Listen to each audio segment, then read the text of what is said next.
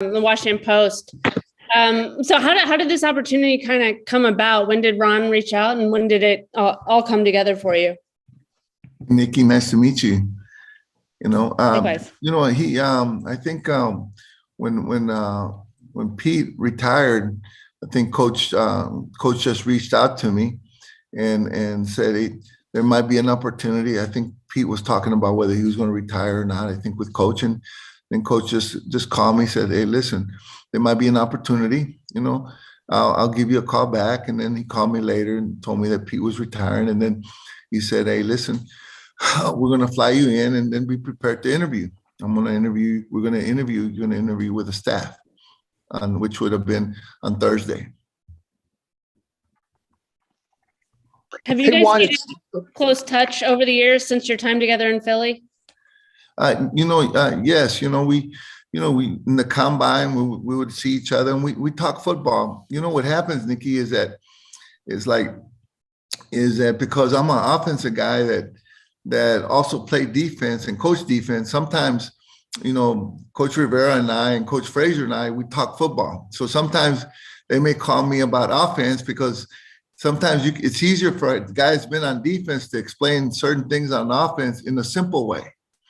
Instead of making it hard, you explain things pretty simple because you understand what they're looking for, what they're trying to find. So that, we've stayed in contact through all these years. Hey, Juan, it's John Kine from ESPN. Nice to meet you. I'm curious, you haven't coached tight ends specifically for a little while, but you had to coach and learn different positions. What's that process like for you of going to a different position now? Easy, hard? What do you do to get to the point where you feel confident or comfortable just teaching them what they need? Well, John, I was fortunate that I got to, I started in 1995. Now I know I don't look my age, but I started in 1995, and I started with John Gruden. So I was John Gruden's quality control coach. And, John taught me a lot that anytime you want to learn something, you just study tape and you watch tape. And so then I became John Gruden's tight end coach in 1997. And John felt that, well, Juan, you're an offensive line guy. You're going to work pass pro and you're going to work the run game all the time. So what John did with me is it's really helped me a lot, understanding really just the passing game is that during practice, he said, you're not going to do any run blocking or any pass protecting during practice. All you're going to do during practice is you're going to work running your routes, recognizing coverages, and working on your releases. So what it did for me is really built a heck of a foundation, John, if you think about that, because, naturally being a line guy, you're blocking and pass protecting. Those are things that you do all the time as offensive lineman. But during that point, what he did is that he ended up really teaching me about route running, releases, reading coverages. Now, I say reading coverages, John, that I coach defense too, John. So, when it comes to that with the tight ends, I used to install coverages, when I was on defense. So I think all those things come together.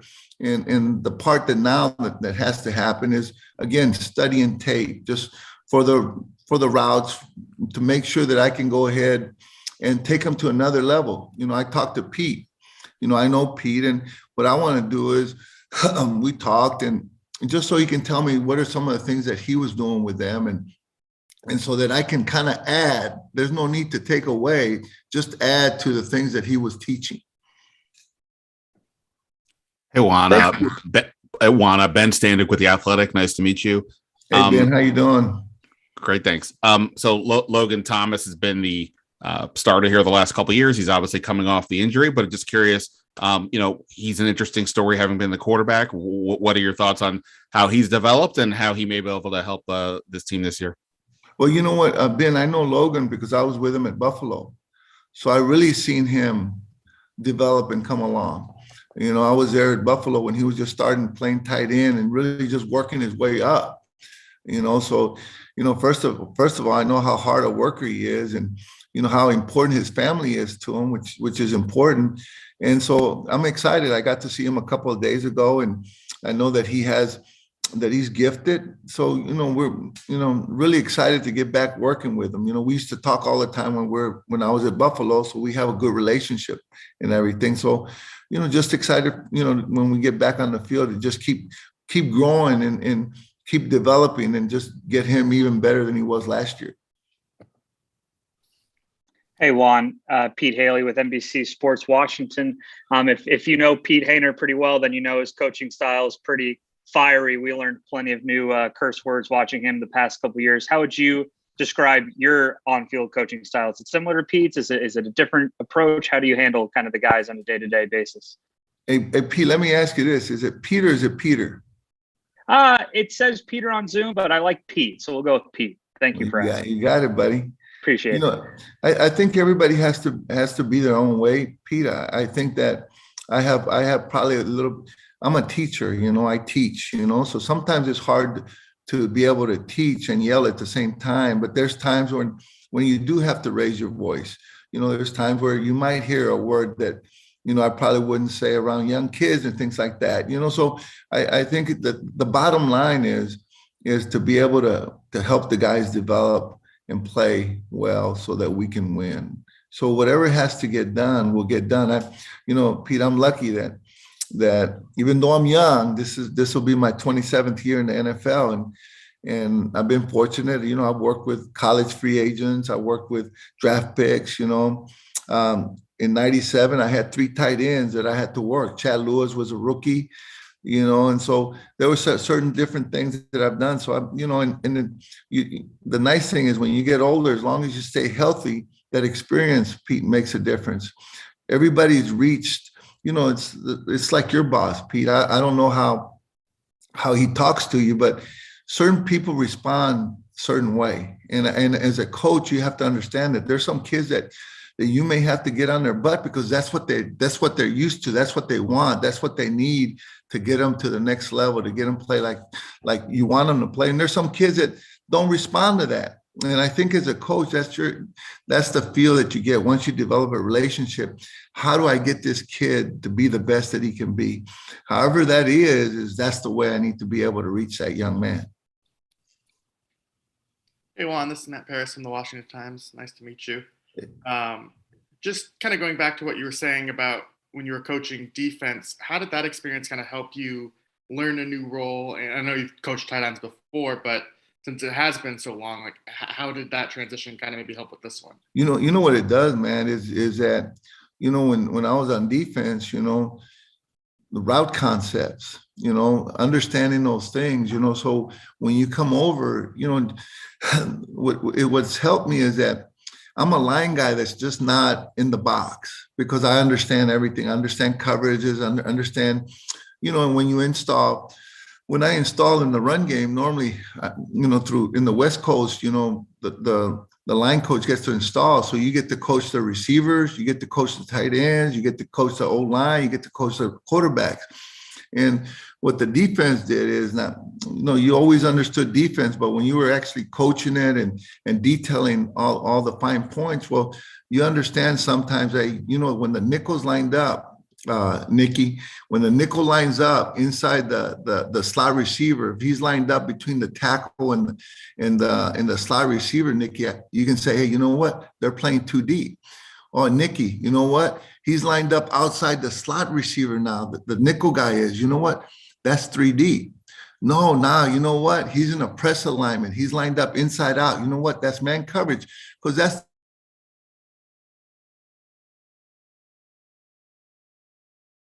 help because I can translate that to the guys, the coverages and being able to recognize fronts and things like that. Thank you.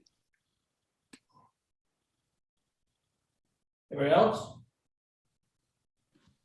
Yeah, since '97, after your first couple of years with John Gruden in Philly, you've kind of stuck with guys from Andy Reid's staff there. Has that just been, circumstance kind of pans out that way, or was it important to you to kind of work with guys from that staff? No, what happens, Nikki, is just like you, if you were to move you know, if you were to move to another job, a lot of times what happens is the people that see you work and see who you are, you know, my thing, you know, when I started with John, you know, I'm bringing John up because I started with him in 1995, you know. So John taught me a couple of things, you know, when I was with John, we started at 4 o'clock every morning, and, you know, and there's things about him, but he wasn't drinking coffee at 4 o'clock. He was working at 4 o'clock in the morning. And so the people around you get to see how you work. You know, they see your strengths, they see your weaknesses. So what ends up happening, it's just like if I worked there with you and I went somewhere else and you became available, if I knew your work ethic and the way you do things, well, you know what? I'm gonna try to get you, because I know who you are. I know how you do things. And on my part, the nice part is, you know, I'm in a way, I'm like Pete, you know, I'm gonna work the guys. From what I heard, Pete works the guys pretty hard. Well, you know, I know B. Mitch, and he knows me from the Philadelphia days, and he knows that I'm gonna work the guys pretty hard, just like Pete did. Well, sometimes, you know, the people that you work with, they already know how you do things, how you work, how you're able to push guys, you know, so that you can get them to where you need to get them so they can develop. So they already understand how you do things. And so a lot of times that's just easier to work with people like that, because they know how you do things and how you're gonna do that extra work and push them to be able to get them to play like you need them to play to win. Hey, Juan, what do you think of the rest of the guys in your room now? John Bates, Samus Reyes, among others. Well, you know what, John, good question, because I talked to John and I watched some tape on John, and, you know, John really, I mean, he really came on last year. I watched quite a bit of tape on John, and the run blocking and the pass protection, which sometimes for tight ends is something that you say, oh, you know what, I wish he was a better run blocker. I wish he was a better pass protector. You know, John's really for his rookie year, I'm kind of excited about that. I think that he could be one of the better run blockers, pass protecting tight ends in the NFL. And then the catching the ball, he's a big body. So John, I'm excited, okay, about John. And then I met Sam this morning. He came by. You know, Sam speaks Spanish like I do. Spanish is my first language.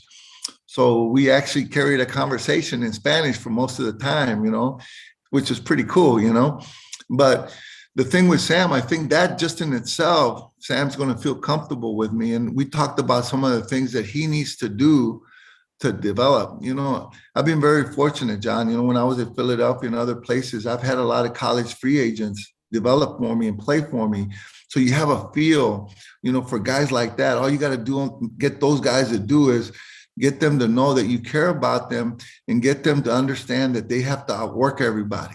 And when I talk to Sam, you know, that's what we're talking about. And hey, Sam, these are the things you got to do so you can catch up, because he's a talented kid. The thing is to get a kid like that that's talented to be able to get in the mix and help you, because people get hurt. So I'm excited about Sam too. So it's a good group, John. I'm excited. Hey, Juan, this is Scott Abraham with ABC7. Welcome to Washington. Nice to meet you. You know, obviously, besides reuniting with Ron, what was appealing about this job to you? Obviously, you were outside of Washington, outside of this organization for many years, and you saw this organization from an outsider. What appealed you to this job in this franchise? Hey, Scott, nice to meet you now, Scott. Now, you know, I was with the Philadelphia Eagles for 18 years, right? You know, so first of all, just getting back in the East, you know, was pretty cool, you know, for me, just getting back in the division. The other part is we had some really good games against the Redskins, you know, when I was at Philadelphia. And so I always had respect really for all the teams that are in the division. And I just think it's an awesome deal to be able to come here and now, you know, coach for Washington. And, you know, Darryl Green and I played college ball together, you know. So it's pretty cool. You know, Darryl always talking about Washington and Juan. And, you know, matter of fact, we just text back and forth. He said, we got to get together, Juan. We got to go have dinner and stuff. But so to me, that brings excitement just to be able to feel that out, you know, being around the Capitol. I have a son that works for the federal government. He lives in Arlington. He works for the Department of Commerce. And then I have another son that's going to the University of Maryland he got a full scholarship to law school. Now, this is what's going to happen to y'all when you have kids. He calls me and he said, "You're welcome, Dad." And I said, "Welcome for what, son?" "I got a full scholarship. You don't have to pay for my law school. That's why, Dad." But so he's just right down here. So I'm excited, Scott. I only know how to do, coaching one way. It's just, my thing is to outwork everybody, just like I want my players to outwork everybody, and then you do that, usually good things happen. And that's what I'm going to do here, and I'm excited about that. I'm excited to be working for a great leader in Ron. I know Ron, we met back in 1999. I respect Ron a lot. Ron played the game, and I respect him a lot. So I'm excited to be able to work my butt off for somebody like that. And if I can have a quick follow-up, Juan, really quickly, what do you think your biggest challenge will be going to a new team and new organization? Well, I think that the big thing is that really I'm the only new person. So, the thing about it, Scott, is that I've been in the league. This is my 27th year. And so I understand how when you first come in is I have to earn respect. You see what I'm saying, Scott? I'm not going to come in here, bah, bah, bah, bah. I'm going to earn respect. And you know how you earn respect? You outwork everybody. That's how you earn respect. And then to me, that's the biggest thing. When you walk in a building like this is you have to earn respect. And that's my goal. And that's, that's what I'm working on, Thanks, Juan. Juan, going back to Logan Thomas, were you surprised at all at kind of the leap he took in his first year here, and even last year when he was healthy? Just having worked with him in Buffalo and seeing him really get started at the tight end position. No, Nikki, because when he was at Buffalo, we felt that he had that kind of ability, but he was still young. He had been a quarterback, so he was learning how to block. He was learning how to pass protect. He was learning how to run a route. Even though as a quarterback, he understood what people were. So he was still just learning, it wasn't natural for him. So, but we all knew there, the tight end coach there at Buffalo, a friend of mine, and he does a good job. And we talk about how the kind of ability that he had and that he could end up being this kind of player one day. So it doesn't surprise me that he's where he's at, because he's got some God-given ability and he works hard. He has a great family, and I know he knows how important it is to be able to take care of your family. It's time for one more. All right. Thanks, Coach. Hey, Matthew, I like that smile, man. Hey, thank you. I appreciate it. We all say that.